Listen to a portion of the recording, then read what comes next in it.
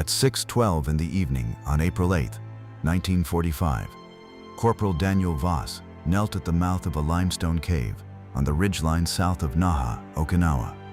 Holding a 12-gauge trench gun his own platoon sergeant had ordered him to leave behind in the supply tent. 22 years old, a machinist's son from Duluth, Minnesota.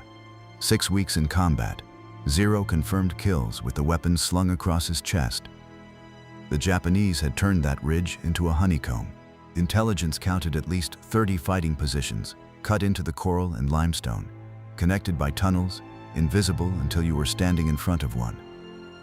In the past 48 hours, the Japanese had killed 19 men from Voss's company, trying to clear those caves with rifles and grenades alone. Voss's captain had called the shotgun a bird gun, a weapon for pheasant season, not for war. The other riflemen called it his toy. When Voss requested it back at Schofield Barracks, the quartermaster asked if he planned to hunt quail on Okinawa. Voss said he planned to clear rooms. He had grown up on the marshes outside Duluth, trap shooting with his father every fall, breaking 47 of 50 clays by the time he was 16. He knew what a shotgun did to anything inside 20 feet, and he knew the Army had crates of them sitting unused because nobody trusted a scattergun in a modern war.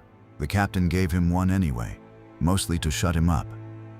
Voss had fired it in combat exactly 0 times before that evening. The caves were the real war on Okinawa. Not open ground, not trenches. Rooms cut into rock, some barely wide enough for 2 men, packed with riflemen who could hear you coming before they could see you. Rifles were useless past the first bend. Grenades bounced back out as often as they went in. Flamethrower crews had already lost 3 men trying to burn the ridge clean. Voss's platoon had tried the standard method all afternoon, satchel charges from a distance, then a rush with Guerans. It worked twice. It failed 6 times, and 6 men died finding that out. At 1800 hours, the lieutenant told Voss to try it his way if he thought it would work. Voss said he needed 1 man behind him with grenades and nobody else close.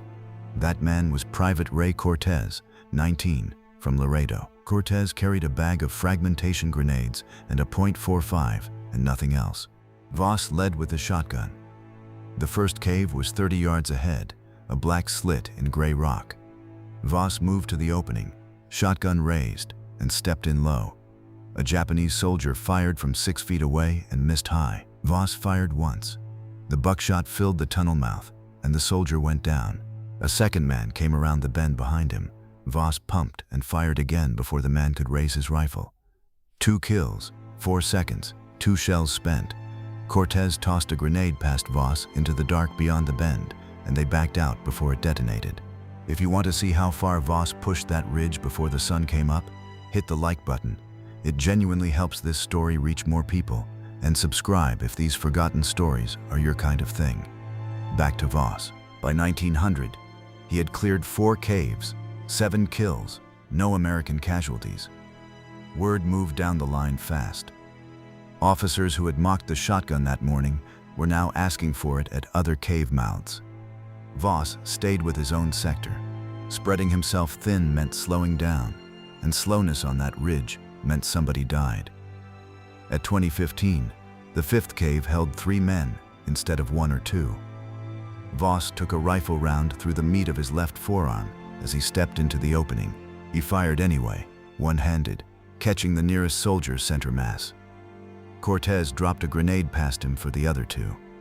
Voss backed out, wrapped the wound with a bandage from his own kit, and kept moving.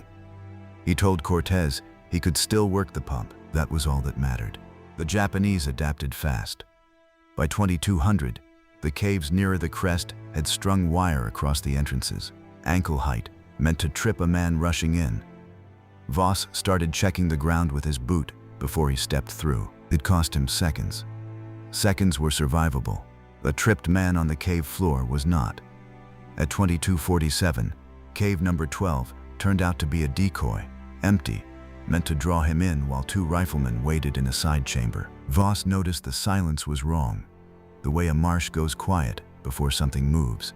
He backed out instead of clearing it, and Cortez put 2 grenades through the opening from the side. The chamber collapsed. Neither of them ever confirmed what was in there. but the firing from that section of the ridge stopped. Midnight came and went. Voss had cleared 16 caves.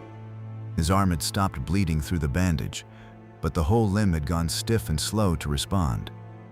He switched to firing with his right shoulder tucked hard against the stock and his left hand doing only what it had to.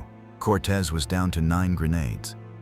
They had been moving for 6 hours through rock and dust and the smell of spent powder, and neither of them had slept in over a day. At 0140, Cave 19 held a machine gun crew repositioning to cover the ridge's last approach. Voss caught the gunner reaching for the trigger and fired before the man got there. The assistant gunner turned to run deeper into the tunnel. Voss let him go. Chasing a man into unknown dark with one working arm was how you ended up dead in a cave nobody could find you in.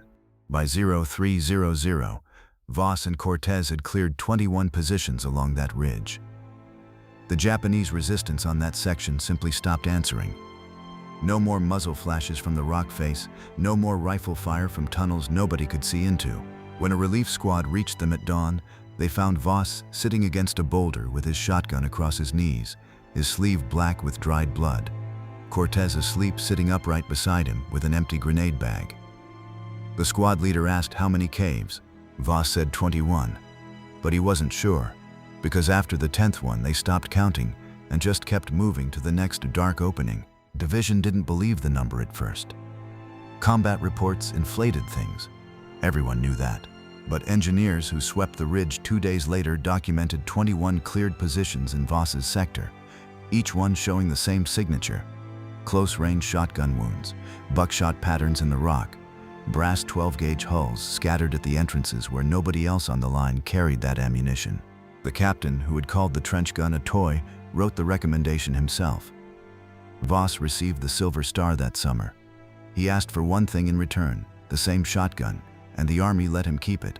He went home to Duluth in early 1946 with a stiff left arm that never fully came back, and a medal he put in a drawer and rarely mentioned. He worked at his father's machine shop for the next 40 years, married, raised 3 kids, coached youth trap shooting on weekends because it was the only part of the war he could still enjoy without the rest of it following him into the room. Neighbors knew he'd served. Almost none of them knew about the ridge. He died in Duluth in 1998 at age 75, and it was his son who finally donated the old Winchester trench gun to a county historical museum, where it sits today in a case most visitors walk straight past. It looks like an old hunting gun. It is not. It is the gun that proved a bird hunter from Minnesota could do in one night what doctrine said couldn't be done with a shotgun at all. If this one hit the way we hoped it would, drop a like. It's the single biggest thing that tells YouTube to put these stories in front of more people. Subscribe and turn on notifications so you don't miss the next one. We're digging up forgotten stories like this all the time. And tell us in the comments where you're watching from. We've got people tuning in from every corner of the map, and if someone in your own family served, we'd genuinely love to hear about it. Thanks for spending these 10 minutes with us, and thanks for making sure stories like Daniel Voss's don't just fade out of memory.